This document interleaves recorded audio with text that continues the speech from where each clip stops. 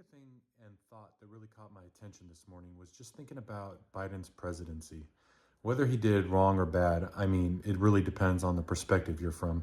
If you're Democrat, you're going to think he did some amazing things and not take into account the bad things that happened. And if you're Republican, you're going to think he's the devil.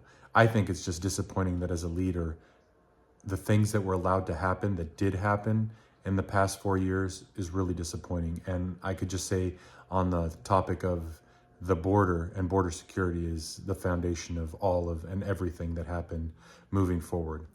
But that's not really the topic of this discussion, or thought. The thought that I have going forward with this video is, how could they let somebody that had such a strong mental decline, a decline that was being noticed even before he became president, to be allowed to be president and lead this country? And it just always makes me think, and I mean, people have always said it, right, in conspiracy worlds and thoughts, that the president doesn't really run the show, that it's something else, the people in the background. And it makes you wonder who, right? And maybe after we just saw the assassination attempt of the health CEO by Luigi, it might actually be, as a lot of people speculated, the oligarchs, the company oligarchs running this country, making decisions, making policy to, create an economic powerhouse that is the United States, control the rest of the world. I mean, there's a lot of thoughts going on here, and it really depends what path I want to take.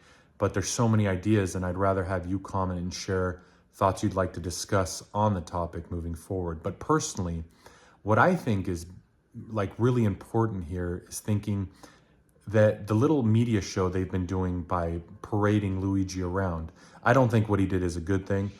And it's hard to just say it's a bad thing because it actually created a discussion. But maybe I think the wrong people are being attacked. And again, is attack the right thing to do? I wish there was a way that we could socially all come together on a massive scale and say we need to change things, especially when it comes to health insurance or the way we're all treated as people, and not from an empathetic standpoint, but more from our value comes from the economy and the funds we can provide the whole system itself, right? Because I've personally been thinking, why is America so powerful in the world? It's not like we're just waging war on everybody. I mean, there's a lot of little wars going on that we have our hands in. But does our power really stem from the weapons that we're waving around? Or is it because this country and our leaders has transformed all of us into these sheep that just spend money? And we spend so much money and make so much money for the rest of the world and the people on top that's why our country has power. Our country has power because we just buy things. We create a living for everybody else but ourselves. I mean, our living standards have not gone up since the 70s and 80s. There might be more technology that makes us feel a little bit more comfortable, but are we really better off, especially when it comes to health?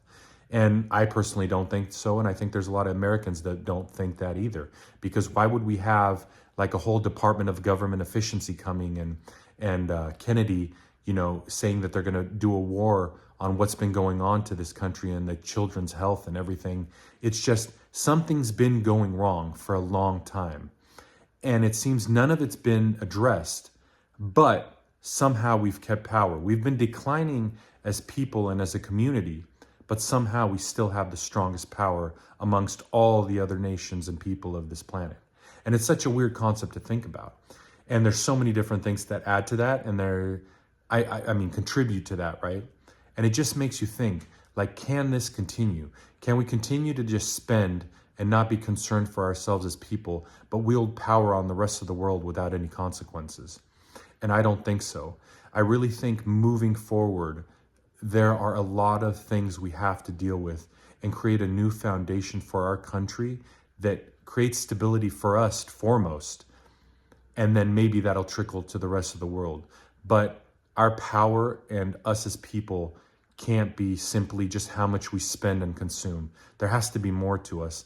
And I hope moving forward, there's ways we can start taking back our true power and our connection amongst each other as people to create real power, real intelligence, and revitalize our communities and become that nation that we always talk about that we are or were.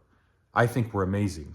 I think we've done amazing things in this world, but doing amazing things on this planet also means we did a lot of bad things.